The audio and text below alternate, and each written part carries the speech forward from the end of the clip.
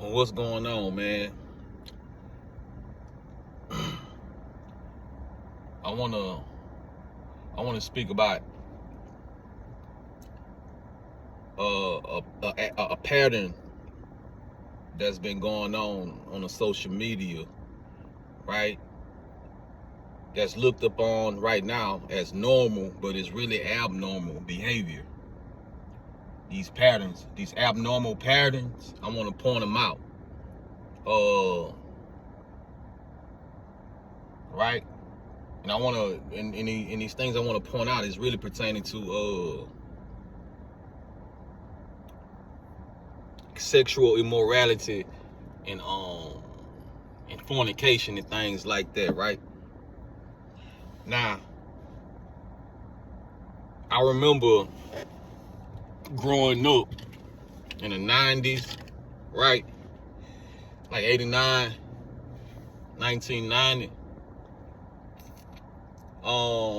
When it came to television, right? The media, back in 89 and 90, right? It was only so much access to actions, characteristics, and behavior, appropriate behavior and inappropriate behavior, right? You know what I'm saying? Back in 89 or the 90s, you had like As the World Turns, of soap operas and things like that, right? All My Children, As the World Turns, Price is Right, Step by Step, Family Matters, Martin, 227, Who's the Boss, right? Thea, Rock,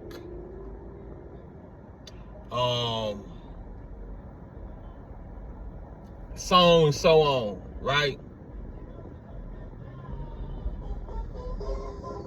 Hanging with Mr. Cooper, The Steve Harvey Show, right? What the point I'm trying to make is it was a certain level of what we seen, right?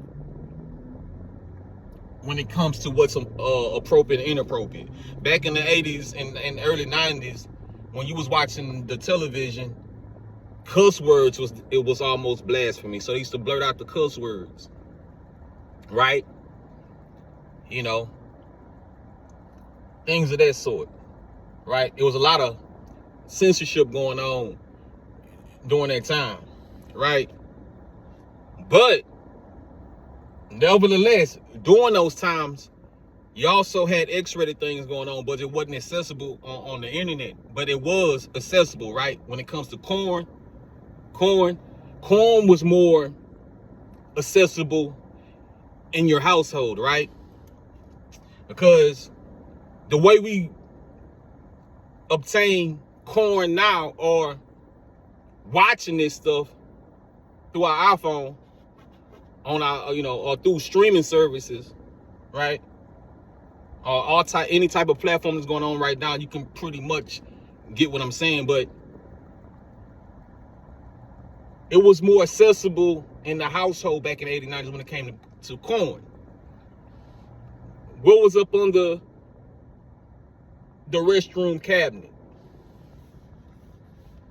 The dirty magazines, right? And when we was kids, we was like curious, what's going on, We'll sneak, right? And look at the magazines.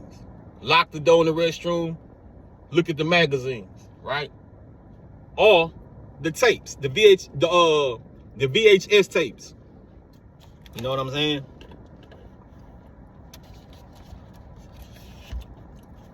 This was all accessible in the household. X-rated, corn, VHS, videos. You had to sneak to watch this. You had to wait for an opportune time to watch this. Right? Right before your grandparents popped up, right? Right before your parents popped up, aunties, uncles, or peers, right? we so self-conscious about being caught, we ain't even paying attention. They the ones who bought it, right? They the ones who bought the magazines, the corn magazines. They the ones who bought the corn VHS tapes and brought it to the household, right? So that was the only time it was accessible in privacy, in secrecy, right? It was almost shameful to be even caught watching these things, right? We as kids, we more excited than getting caught. The adults were the ones that didn't want to be caught watching these things. We as kids, we trying to figure out what's going on, so we following protocol. We don't want to be caught looking at it either. Now, if a child don't want to get caught looking at it, how much more an adult that bought it, that bought the magazine, that actually bought the VHS tape? I'm going somewhere with this.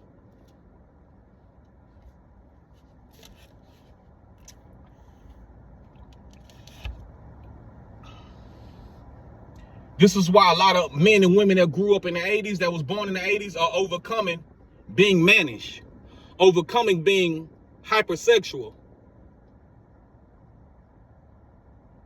overcoming fornication, overcoming sexual immorality that's deemed as normal. Our behavior when it comes to courting, our behavior when it comes to dealing with each other, male and female, is abnormal behavior that we look at as normal. We're docile and desensitized to it, right? So you pretty much got the idea of how accessible corn was, right? In the 80s and 90s. You had to sneak, but now it's accessible, right? But there's no shame.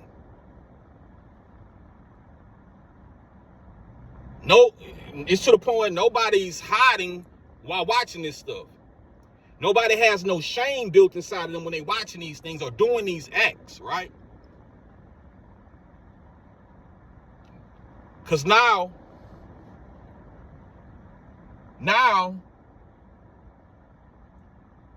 you can easily find it on your phone, right? You have to find it on your own now, but now it's handed to you on a platter. One main place is handed to you on a platter, right? It's through entertainment.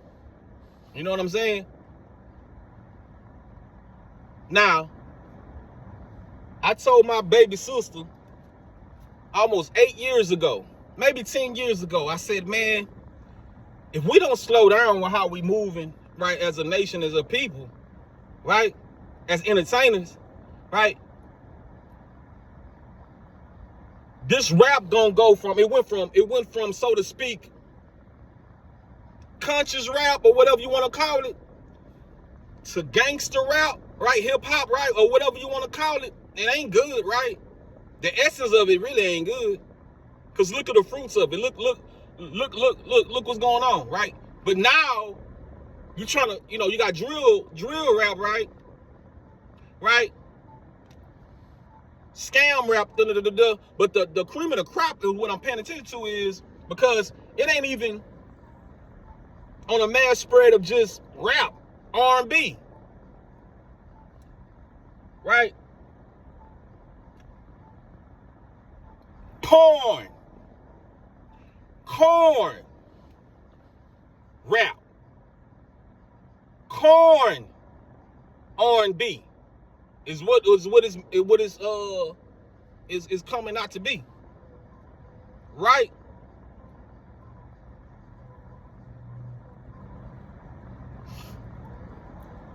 Like, for instance, Chris Brown, and I don't like naming names because I'm speaking in general, because when I name a name, pretty much everybody committing the same defiled acts anyway. So if I call your name, don't feel like I'm trying to bash you, but you out here committing acts, I gotta call it out. It's in here. It's in here. And so all y'all think is a game, right? to think this is a joke, right? Man, I thank the Lord right now. He gave us freedom in him rather than freedom in this world, right? You know what I'm saying? I can rock and shock through the Lord how I want to rock and shock. I give the Lord praise that I can rock and shock how I want to rock and shock, right? Chris Brown, it went from choreography, you know, being inspired by Michael Jackson, moonwalking, setting trends and standards and things like that as an awesome entertainer, right? To the point where moonwalking and choreography, all that's not enough. Remember all the choreography and the dancing and all the moves, everybody unison and precision, that ain't enough. So let's add this corn choreography. Now I seen Chris Brown, right? And usually when people do this, they want to show the video in the background, they going like this. See, I don't want to do that. Me saying what I'm saying is good enough. You at a concert, and this is probably why I ain't never been no concert. The only concert I've been to was Luther Vandross in 1998 at the rodeo out here in Houston, Texas, right? That's the only concert I've been to, right?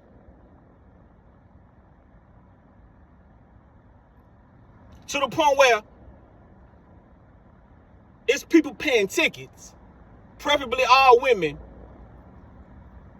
to watch Chris Brown receive back shots from a female, right? But in the name of soft corns. It's soft corn. So what's the big deal? It's soft corn, right? What's the big deal, right?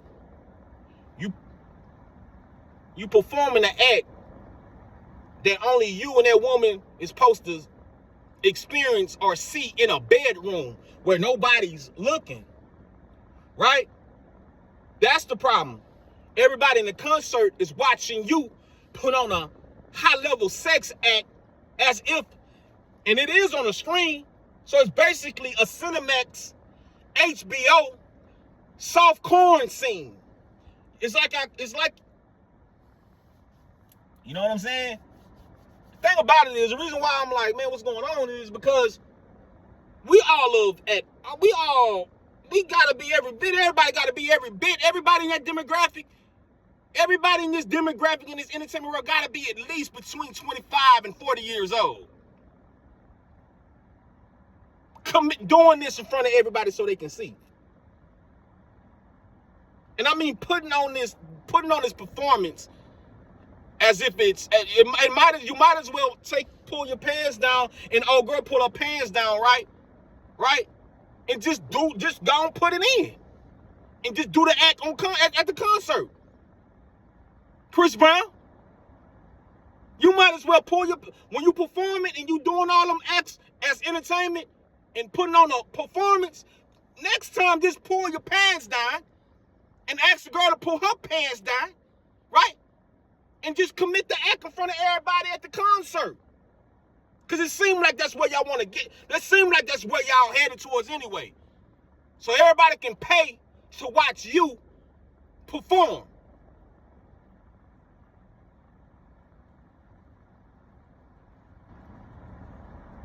Right? A whole corn scene. South Cinemax. HBO. In front of a whole, let alone the crowd paid, but then you got niggas like me that watch it on the internet, and I'm like, nigga gotta be every bit of 35, 40 years old.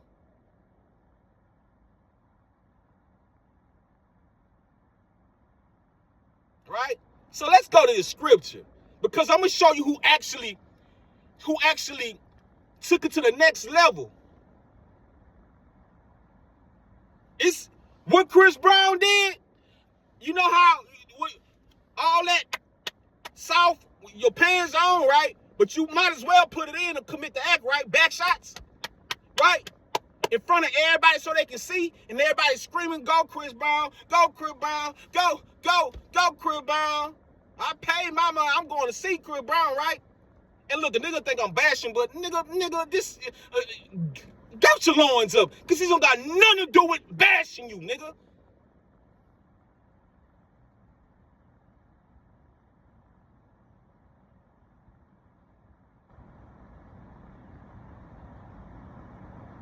Your peers around you supposed to put you in your place.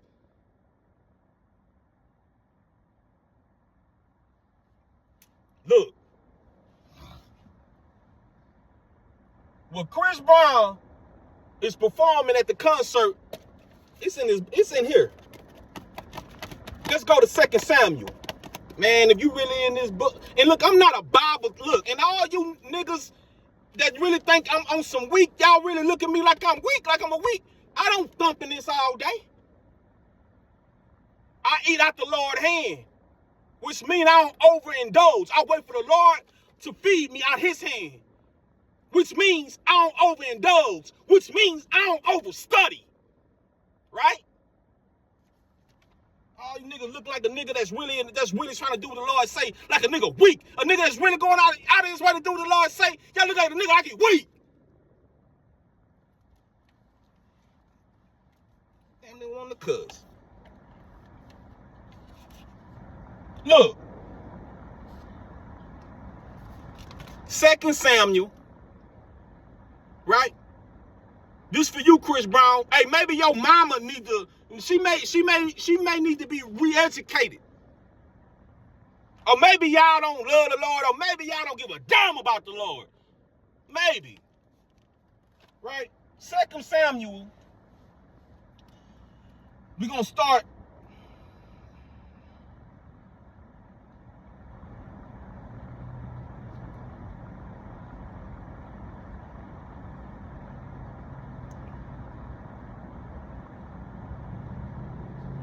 We're going to read from, I want to stop at verse 22. Let's see. Well, I guess I'm going to stop at verse 23, but we're going to start at verse 8. 2 Samuel, and a lot of you boys in these camps, y'all not even picking up on this. Y'all worried about the wrong thing. But I'm going to bring this stuff out, because a lot of y'all, man, y'all fit to see. A lot of things that y'all think that the Lord is not upset at, the Lord is furious at. The things that y'all got your mind on, that y'all think that the Lord, the host, is upset at, y'all finna show you what the Lord upset with. Let's go to 2 Samuel. Verse 8, and I'm going to read all the way to, you know what, I'm going to read 22. The Lord, right? Let's read this. Since y'all think that this, man, let's read this, man. The Lord had returned upon thee all the blood of the house of Saul, in whose stead thou hast reigned. And the Lord had delivered the kingdom into the hand of Absalom. Who is Absalom?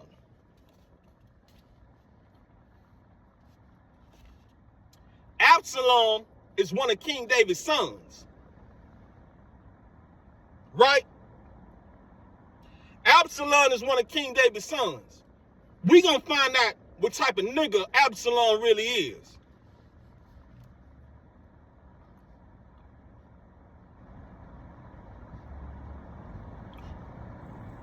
The Lord had delivered the kingdom into the hand of Absalom, thy son.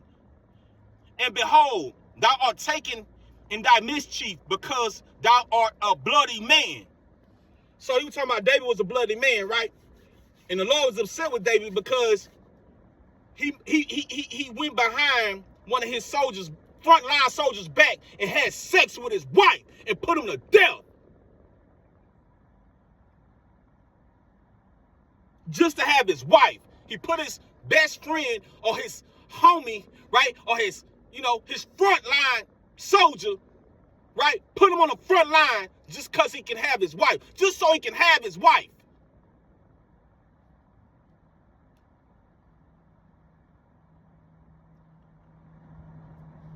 The Lord had delivered the them into the hand of Absalom, thy son. And behold, thou art taken in thy mischief, because thou art a bloody man. You got too much blood on your hands. You a murderer, basically. Then it said Abishai, the son of Zeruiah, unto the king, why should this dead dog curse my lord the king? Let me go over. Right? So while this dude was really letting David know what time it was for all of the mischief he done in the past as a bloody man, you got his homeboys acting like, hey, what you want us to do? What you want us to do? You want us to smack this nigga? What you want us to do, David? You want us to put this? What you want us to do, man? Right? So why should this dead dog curse my lord the king? They like, why this nigga talking down on you, David? Hey, what you want us to do, David? Right? Let me go over, I pray thee, and take off his head. Man, let me get this nigga, man. Let me go and check this nigga, man. Right? And the king said, King David, what have I to do with you, ye sons of Zeruiah? So let him curse. See, David knew what was going on in the spirit. While his frontline soldiers, they don't even understand the sin he committed. Obviously, at that moment, they didn't understand the sin David committed. That's why this is what David said. And the king said, what have I to do with you, ye sons of Zeruiah? So let him curse, because the Lord has said unto him, curse David. Who shall then say, wherefore hast thou done so? And David said unto Abishai and to all his servants, behold, my son, which came forth out of my bowels, seeketh my life. So you mean to tell me that Absalom was seeking, what type of spirit was on his son to want to take his daddy's life?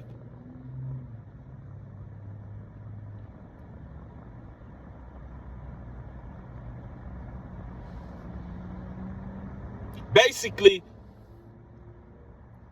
the sin that David was committed was haunting him through his son. The thirst for murder. Look, behold my son which came forth out of my bowels seeking my life. How much more now may this Benjamite do it? Right? So if his son trying to get him, how much more this dude is just cursing me? My son the one who want to do me. Why y'all worry about this nigga cursing me? Y'all better pay attention. Let him alone and let him curse, for the Lord had bidden him. It may be that the Lord will look on my affliction. And really what he was saying was he going to look at everybody that wanted to take his head off, that dude that was talking noise, he going to look at y'all afflictions too. All the ones that was ready to take that dude's head off for David, the Lord going to look at y'all afflictions too. Because if y'all was in the spirit, right, y'all would have knew why that man was cursing David and putting him in his place and chastising David for what he done.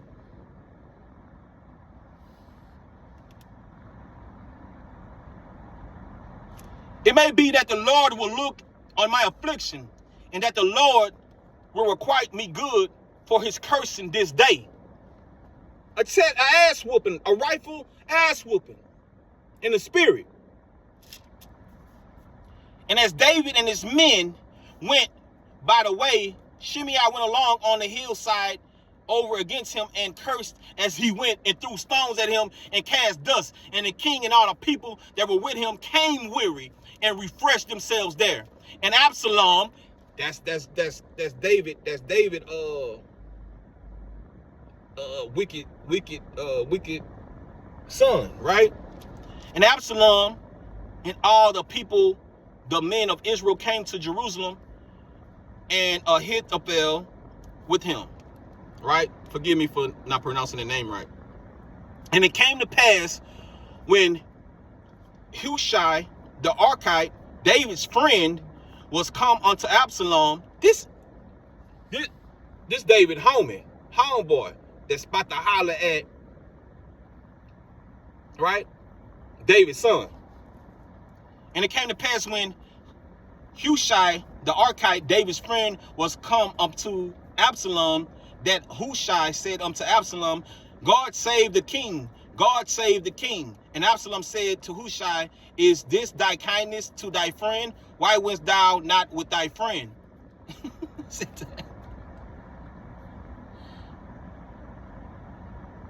He said, boy, that boy Absalom, something else. And Hushai said unto Absalom, nay, but whom the Lord and this people and all the men of Israel choose, his will I be, and with him will I abide. And again, whom shall I serve? Should I not serve in the presence of his son? You got to watch the people around you.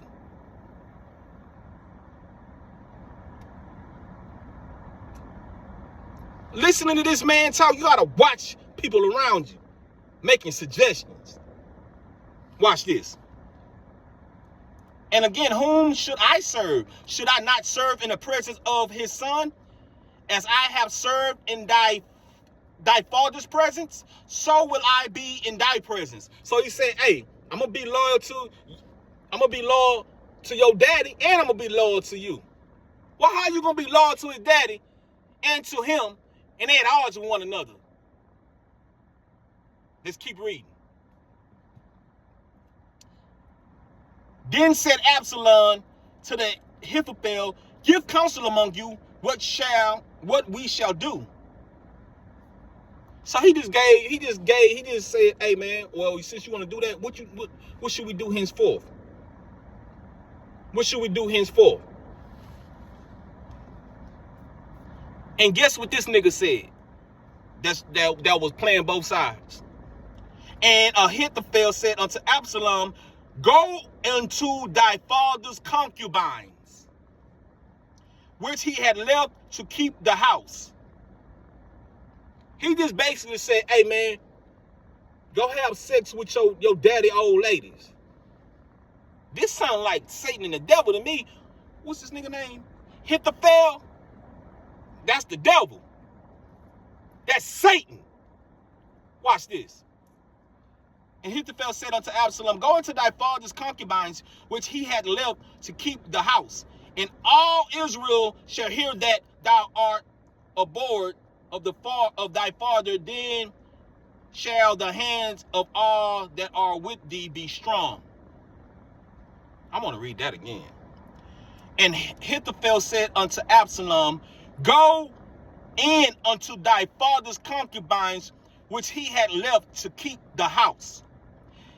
And all Israel shall hear that thou art aboard of thy father, then shall the hands of all that are with thee be strong. So he's driving a wedge. It's politics going on right now. And guess how these politics are being established?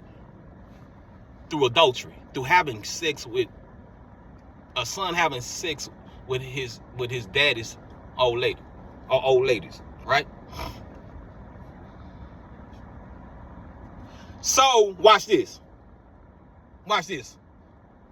So they spread Absalom. Who is they? Who was a part of the play the whole time? How the hell they come out of nowhere? It was just one nigga. As soon as Absalom said, cool, I'll do it, they came up. Them day people, them days, they popped up out of nowhere. They? Who the fuck is they? Watch this.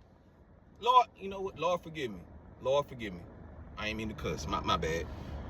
So they spread Absalom a tent upon the top of the house so everybody can see.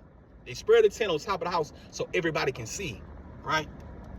And Absalom went into his father's concubines, watch this, in the sight of Israel. In the sight of Israel. Let's read that again. So they spread Absalom a tent upon the top of the house so everybody can see, right? And Absalom went into his father's concubines in the sight of Israel. Who influenced Absalom to do this? I'm not saying that he wasn't a piece of shit to begin with, but who influenced him to do this? Israel and Ahithophel.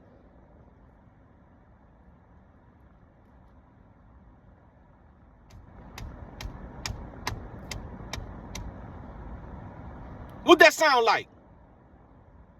So If Absalom is smashing concubines on top of a hill in a tent so everybody can see it, it say right here in the sight of Israel.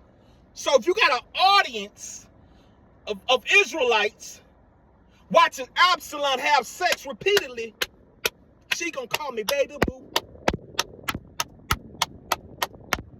She gonna call me baby boo. In front of all of Israel. She gonna call me baby boo.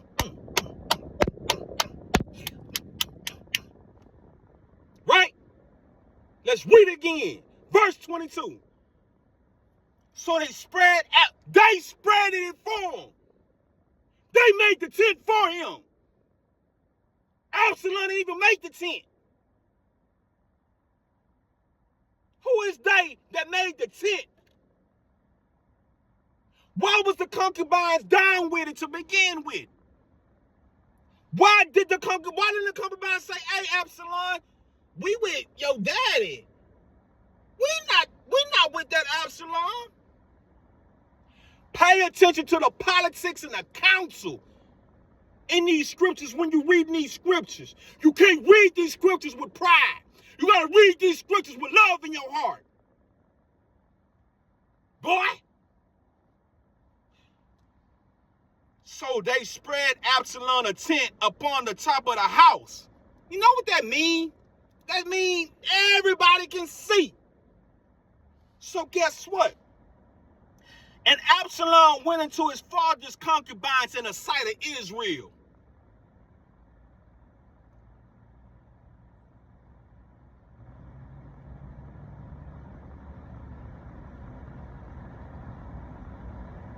Counsel. What type of counsel is this? So basically, Absalom performed a corn scene outside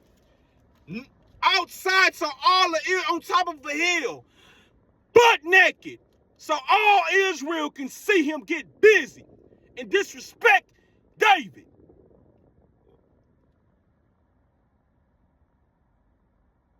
It says in the scriptures, there's nothing new under the sun.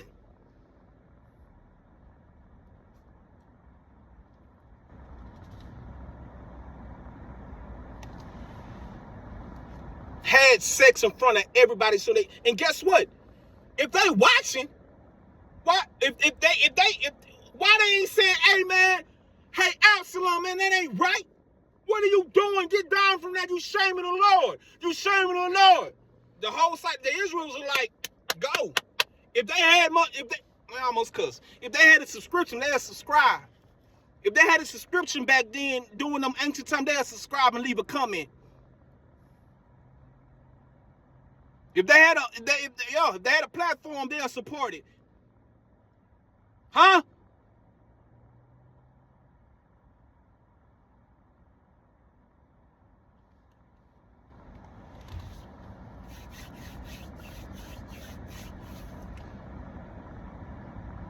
A lot of y'all love pleasure too much, and you just off fornication. A lot of y'all don't know what fornication is. What? Go figure out what it is, because it seems like a lot of people don't know how to stop. Y'all love how I feel, and it's gonna be hard for you to stop, right? Now, it's nothing wrong with courting, but you're courting in a perverted way. You're courting not unto the Lord. You're courting out of order. You're giving into too many marriages, which means you're dating too many women, which means you're dating too many men, which translates to you're having too many relations with too many men and women. You're giving in too many marriages when you should just be in one, right? But you're never satisfied, so you're trying it out. You're testing it out. You're curious, and you keep doing it, you keep doing it, and you keep building, and you keep building, and you keep building, and keep building, and the wages of sin is death, and you keep seeing it. You keep seeing it. You make money, and like you can't act like you don't see it. You make money off of it. You get monetized off death. You get monetized off people losing their life. You make money after every nigga that lose their life. Here come a check. But keep Keep making her call you baby boo. Keep doing this. Because let me tell y'all something, all you boys that feel like the Lord is dealing with you. You getting all that power from that. That's where you get your power from.